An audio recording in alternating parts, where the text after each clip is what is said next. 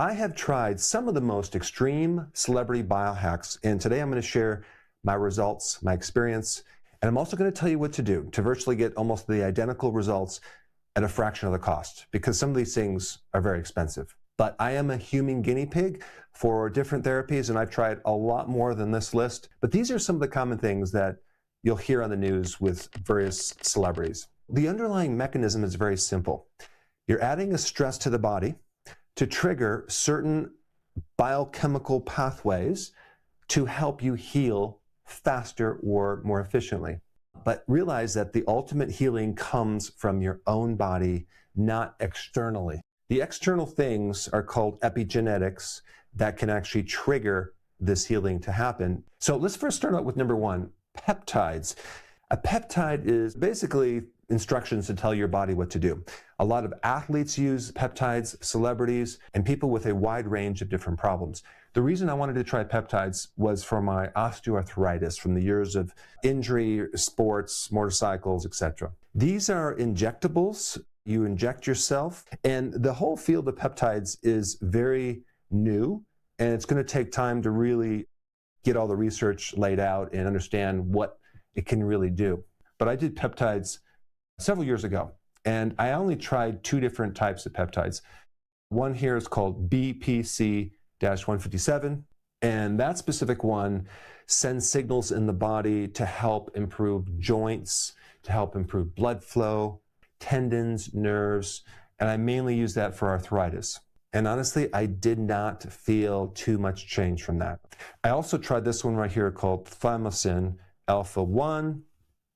And this one works a little bit more on the immune system, reducing inflammation, especially for chronic inflammation, to see if it can help me with my arthritis. That being said, a lot of people swear by these, and there's a lot of people getting great results.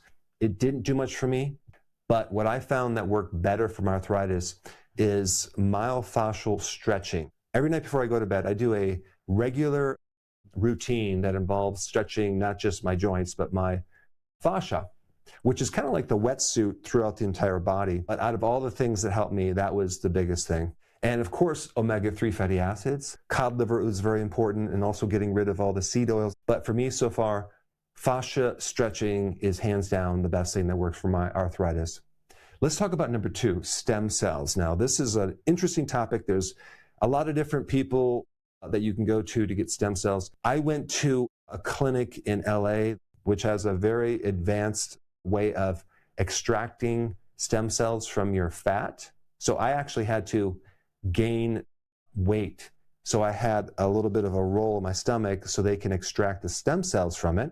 And they have this machine that they siphon it down and they extract these stem cells and then they inject them into your body while you're unconscious. Very expensive versus other types of stem cell therapy where they will use other types of stem cells from animals or other sources and then they'll inject you. I've done those too. They're less expensive. Personally, I didn't see a lot of change. I did feel some improvement, no doubt. Would I do it again? I don't think I would.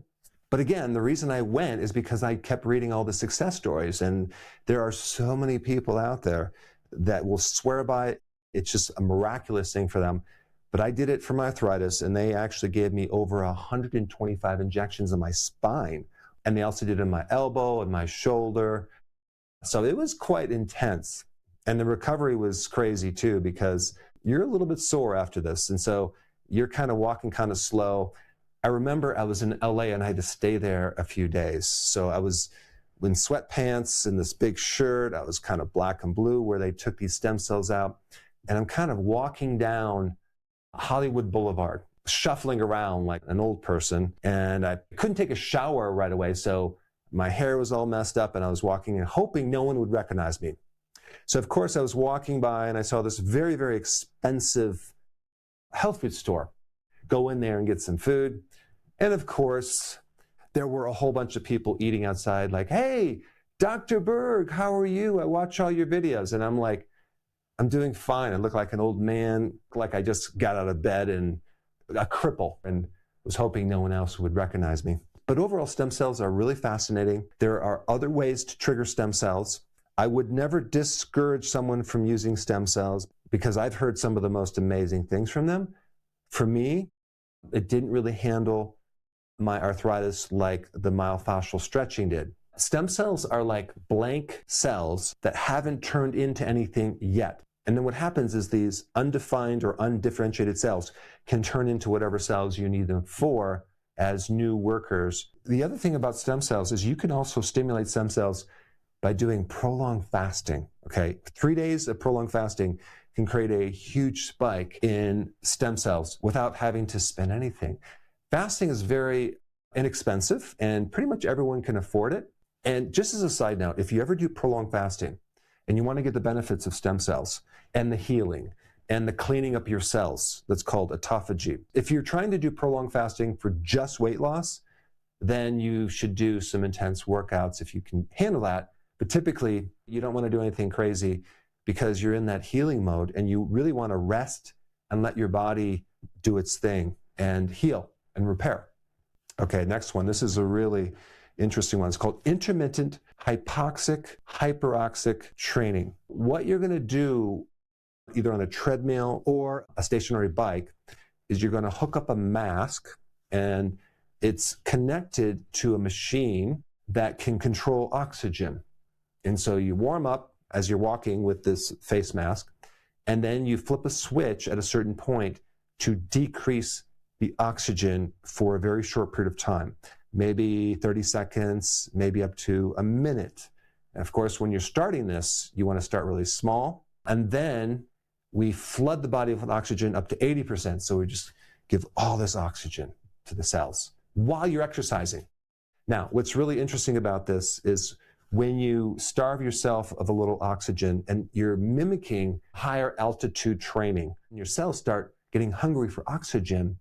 And then over time, you even build new capillaries and build a new vascular system because you're creating this stress that's causing your body to compensate. And then you literally drive this oxygen into areas of the body that at some point didn't have enough oxygen, especially inflammation. Because anytime you have inflammation, you have a lack of oxygen. So this is a great way to improve recovery and get rid of inflammation. What I did, of course, what I always do, is I just set it for going lower oxygen and push myself a little bit more. And literally, like for 2 weeks, I had this immune reaction because what you're doing is you're increasing blood flow to certain areas of your body that might have toxins, and then that creates an immune reaction. So that being said, if you ever do this, do it slowly and gradually over a period of time. I did it to improve something called VO2 max, my body's ability to use more oxygen. Now, that being said, it's an expensive unit. It's like $10,000.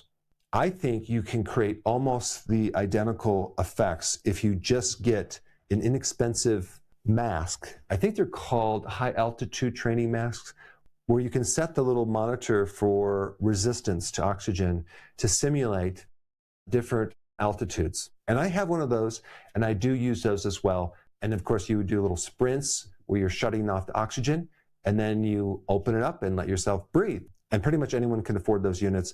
I highly recommend it to get your body to adapt and have more benefits. Let's talk about the next one, ozone therapy. The one that I received is they actually took blood out of you, they ran it through an ozone machine, and then they re-injected the blood, and now we have this ozonated blood traveling through the body. And this is a very deep cleaning of the body.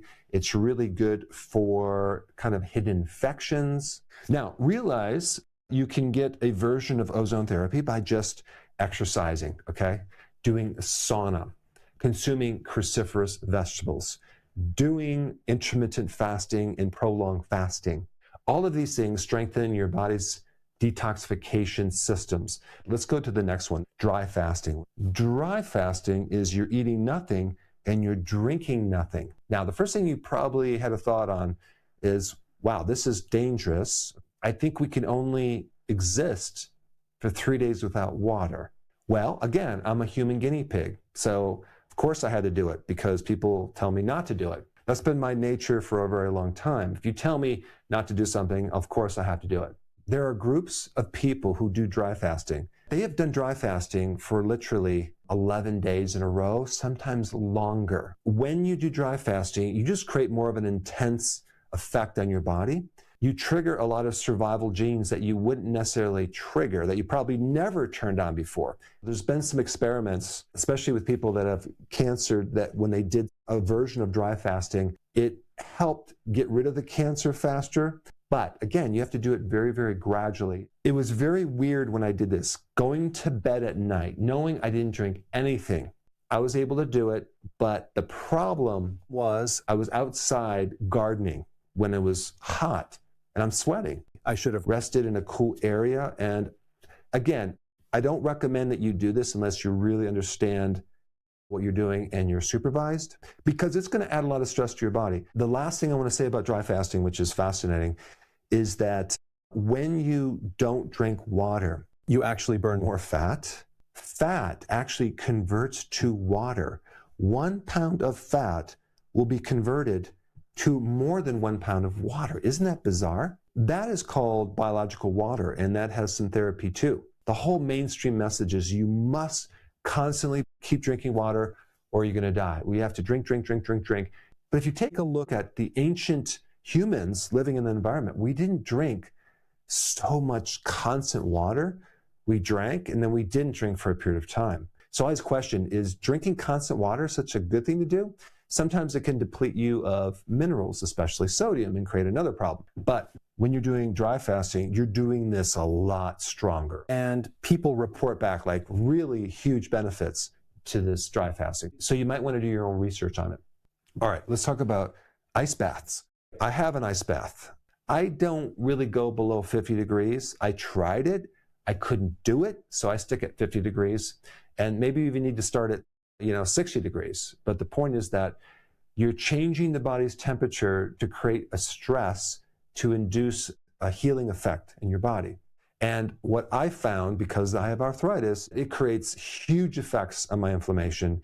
It's very painful, especially at first, because every single cell in your body is like, don't do it, okay? Don't do it. So I just reverse that, and I tell my body, you're going in, you don't have a choice. And I just go right in. And then you have to focus on your breathing, because you start getting in this flight or fight and you're like, you're breathing. And I like to keep my forearms outside because they get really cold, and I'm able to do it for 5 minutes. Now I had to work up to it, but if you do that just a few times a week, super beneficial. The big thing I noticed though, is it affects my brain more than anything else. I just feel like my attention, my focus, my memory is so much better. So if I'm going to do a video, for example, I need to be like right there. I'll do an ice bath, okay? And then I'll do the video, and I have very little edits. I can just go right through it, A to B, and also my mood goes straight up. I'm like happier. It's wild. I mean, think about what happens. Your body has to maintain 98.6, okay? And you're going into this cold bath. So what does your body have to do? It has to generate a massive amount of heat. How does it do that? Through the mitochondria. The mitochondria, instead of generating energy, it's generating heat, which is a different thing, and it's wasting a lot of energy. And this is what you want to do if you want to lose weight. Because when people have extra fat on their body, they become a very efficient machine, and your body doesn't want to waste that energy. It conserves energy. So the way to waste it is to do the cold therapy. That's one thing you could do, not to mention other things like exercise. But you don't have to even get an ice bath. You can just do a cold shower. And you can even get part of your body cold, not the whole thing. That's a little bit easier as well. So these extreme celebrity biohacks all work by adding stress to the body to then cause our body to repair better.